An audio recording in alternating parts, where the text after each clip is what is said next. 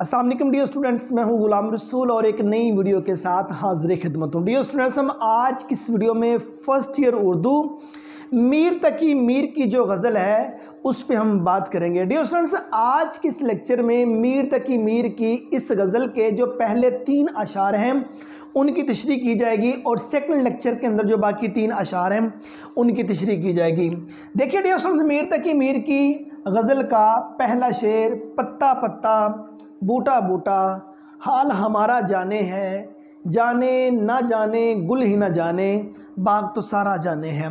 पत्ता पत्ता बूटा बूटा हाल हमारा जाने है कि मीन्स छोटे बच्चे से लेके बड़ों तक हर किसी को हमारे हाल का, हर एक को हमारी हालत का पता है। जाने ना जाने गुल ही ना जाने बाग तो सारा जाने हैं। हमारे हालात का नहीं पता तो हमारे महबूब को नहीं पता, बाकी पूरी की पूरी जो दुनिया है उनको हमारे हालात का इल्म है, हमारे हालात का पता है। मफ़हूम देखिए, हर कोई हमारे हाल से वाकिफ़ है, सिर्फ़ महबूब ही हमारे हाल से वाकिफ़ नहीं है।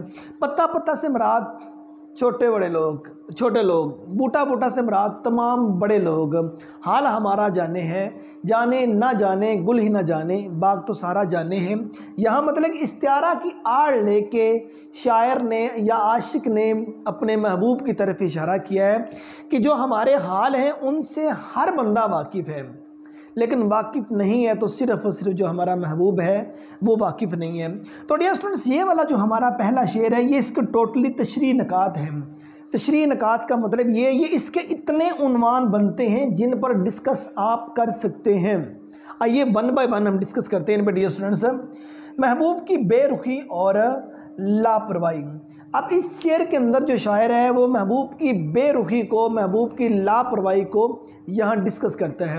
अब देखिए, एक आशिक के लिए उसका महबूब ही कुल कायनात होता है। वो क्या मोहसिन नकवी ने कहा था कि एक शख्स कुल कायनात हो जैसे, नज़र ना आए तो दिन भी रात हो जैसे। अब आशिक के जज्बात, एहसासात, ख्यालात, ख्वाहिशात, तवक्कुआत सब कुछ ही उसके महबूब के लिए हैं और जो उसका महबूब है वो उससे बेरुखी और लापरवाही किए हुए हैं। मतलब कि अब इसमें तो जो वन साइडेड मोहब्बत है वही कही जा सकती है ना।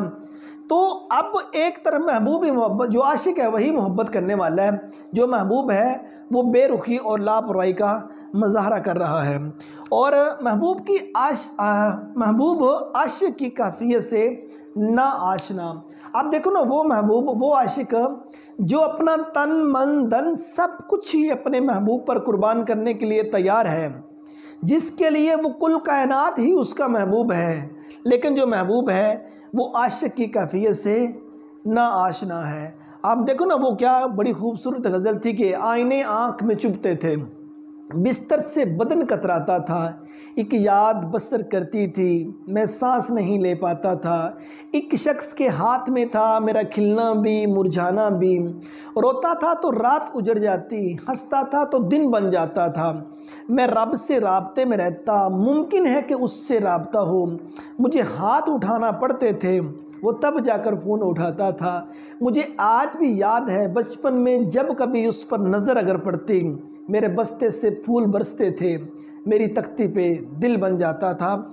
अब बात यह है कि यहाँ जो कैफियत डिस्कस की जा रही है कि एक महबूब अपने आशिक की जो कैफियत है उससे ना आशना है, वाकिफ़ नहीं है, वो बेचारा किस कर्ब से गुजर रहा है उसको इस बात का इल्म नहीं है। उसके बाद आशिक के दुख से महबूब की बेखबरी, मतलब कि अब वो बेचारा किन किन दुखों के अंदर गुजर रहा होगा, ठीक है ना।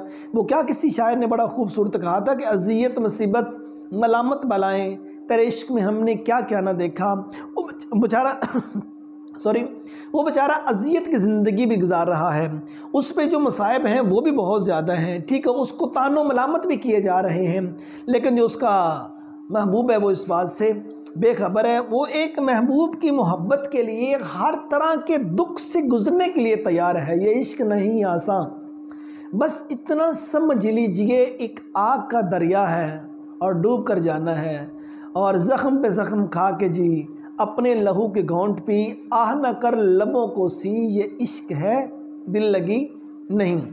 और उसके बाद डिस्कस किया गया महबूब की बेहिसी और आशिक की बेबसी। अब महबूब बेहिस हो गया है, ٹھیک ہے نا، کسی قسم کی پرواہ نہیں کر رہا، لیکن عاشق جون سا ہے وہ بیچارہ بے بس ہے، اس کے بس میں ہو وہ کیا سے کیا کر چھوڑے، لیکن بیچارے کا بس نہیں چل رہا۔ اور اس کے بعد عاشق کے جذبات کی شدت، اب مطلب وہ جذبات سے بڑا ہے، اس کا پیار، اس کا اخلاق، اس کا کردار، اس کا سب کچھ ہی اپنے مطلب کہ محبوب کے لیے ہے۔ وہ اتنی شدت سے محبوب کو چاہ رہا ہوتا ہے کہ آپ جس طرح انسان کو بہت زیادہ سخت گرمی میں پیاس لگی اور بڑی شدت سے وہ پانی کی طلب کرے، ٹھیک ہے نا، ایک بیمار بڑی شدت سے تندرستی کی طلب کرے، ٹھیک ہے، ایک عاشق اپنے محبوب کو بڑی شدت سے چاہے، تو یہ حال یہاں ایک عاشق کے جذبات کا ہے۔ محبوب کی بے اتنائی کا عاشق پر شاہ گزرنا، اور اس کو یہ بات بری لگ رہی ہے، ایک محبت کرنے والے کو یہ بات بری لگ رہی ہے کہ میں جس کو چاہ رہا ہوں وہ مجھے اس کا رسپانس ہی نہیں کر رہا، پتہ نہیں کیا کوئی غلط فہمی ہے، یا کسی نے اس کے کانوں کے اندر کوئی نیگٹیوٹی جون سی ہے وہ ڈال دی ہے، یا کوئی منفی سوچ ڈال دی ہے، منفی بات میرے بارے میں ڈال دی ہے۔ وہ کیا کسی شاعر نے خوب کہا تھا کہ وہ کچھ سنتا میں کچھ کہتا، مجھے کچھ اور کہنا تھا، پل بھر کو جو رک جاتا مجھے کچھ اور کہنا تھا، غلط فہمی نے باتوں کو بڑھا ڈالا یوں ہی، ورنہ کہا کچھ تھا وہ کچھ سمجھا مجھے کچھ اور کہنا تھا۔ سو ڈیئر اسٹوڈنٹس، یہ ہمارا جو پہلا شعر تھا، اس میں ٹوٹلی طور پر محبوب کی بے رخی اور لاپرواہی کا ذکر تھا۔ یہ جتنے تشریح نکات میں نے آپ کے سامنے لکھے، آپ کسی ایک کو ڈسکس کر دیجئے، کسی دو کو ڈسکس کر دیجئے، کسی تین کو ڈسکس کر دیجئے، میزی وہ سارے کے سارے موضوع ہیں جو اس ایک شعر کے اندر ڈسکس ہوئے ہیں۔ اب اس کا یہ سیکنڈ شعر دیکھیے ڈیئر اسٹوڈنٹس، میر تقی میر کی غزل کا، کہ لگنے نہ دے بس میں ہو تو، کہتا کہ اے میرے محبوب اگر میرے بس میں ہو تو میں لگنے نہ دوں، کیا نہ لگنے دوں، اس کے گوہر گوشہ کو بالے تک۔ گوہر گوشہ سے مراد کان کے موتی، بالے مینس کانوں میں پہننے والا زیور۔ کہتا ہے کہ اگر میرے بس میں ہو، جو میرا محبوب اپنے کانوں میں زیور پہنتا ہے، میں وہ زیور اس کے کانوں کو بھی نہ لگنے دوں۔ کیوں؟ اس کو فلک مینس آسماں، چشم ماہو خور کی پتلی کا تارا جانے ہیں۔ چشم خور مینس سورج اور چاند کی آنکھ، پتلی مینس آنکھ کا تارا۔ کہتا ہے کہ میرے بس میں اگر ہو تو جو محبوب کے کان کا زیور ہے اس کے کانوں کو بھی نہ لگنے دوں، کیونکہ آسمان اسے سورج اور چاند کی آنکھ کا تارا سمجھتا ہے۔ اب جو اس کے تشریح نکات ہیں وہ دیکھیے ڈیئر اسٹوڈنٹس، محبوب کے حسن و نزاکت کا بیان۔ اب اس شعر میں شاعر نے اپنے محبوب کا جو حسن ہے اس کو ڈسکس کیا ہے، اور اس کے بعد مطلب جو اس کے حسن کی نزاکت ہے اس کو ڈسکس کیا۔ کہتا ہے کہ میرے بس میں ہو جو محبوب کے کانوں کا زیور ہے وہ بھی اس کے مطلب کے کانوں کے ساتھ نہ لگنے دوں، کیونکہ سورج جون سا ہے، سورج اور چاند کی آنکھ کا یہ تارا ہے، ٹھیک ہے۔ یہ ڈسکس کیا گیا محبوب کے حسن کو اور اس کی نزاکت کو، اور محبوب کی حیثیت سورج اور چاند کی آنکھ کا تارا ہے۔ مینز کہتا کہ اس کا جو مقام ہے میرے محبوب کا وہ تو آسمان کی بلندیوں تک ہے، اور کہاں زمین کی چیزوں کے ساتھ اس کو تشبیہ دینی، کہاں مطلب کہ جو زمین کی بنی ہوئی جو اشیاء ہیں ان کو ان کے ساتھ اٹیچ کرنا یا میچ کرنا۔ کہتا ہے اس کا جو محبت ہے یا مطلب یہ جو میرا محبوب ہے تو یہ تو سورج اور آنکھ کی چاند کا تارا ہے، محبوب کی قدر و قیمت کا بلند درجہ۔ اب اس شعر میں شاعر جو اپنا محبوب ہے اس کی قدر اور قیمت کا جو بلند درجہ ہے اس کو ڈسکس کر، مطلب یہ وہ محبوب ہے اس جیسا کوئی اور محبوب ہے ہی کو نہیں۔ دنیا کا سب سے سونا ترین جو محبوب ہے وہ عاشق کہتا ہے یہ میرا محبوب ہی ہے، ٹھیک ہے۔ اس کے حسن کو ڈسکس کرتا ہے، اس کی نزاکت کو ڈسکس کرتا ہے، اور اس کے بعد محبوب کی جو حیثیت ہے اس کو ڈسکس کرتا ہے، محبوب کی جو قدر و قیمت ہے وہ بڑی بلند ہے اس کو یہ ڈسکس کرتا ہے، اور اس کے بعد عاشق کی اپنے محبوب پر ملکیت کا احساس۔ ہاں مطلب کہ وہ عاشق محبوب کو اپنی ملکیت سمجھ رہا ہے، ٹھیک ہے نا، لیکن اس کا بس نہیں چل رہا، سمجھتا اپنی ملکیت ہے، ٹھیک ہے نا، لیکن بیچارے کا بس نہیں چل رہا، اپنی ملکیت سمجھ کر تو کہتا ہے کہ میرے بس میں ہو تو محبوب کی بالیوں کو اس سے کان سے بھی نہ لگنے دوں۔ ریزن یہ ہے کہ کیونکہ آسمان اسے سورج اور چاند کی آنکھ کا تارا سمجھتا ہے، جب آسمان اس کو سورج اور چاند کی آنکھ کا تارا سمجھ رہا ہے تو میں کیوں محبوب کی بالیوں کو اس کے کانوں کے ساتھ لگنے دوں۔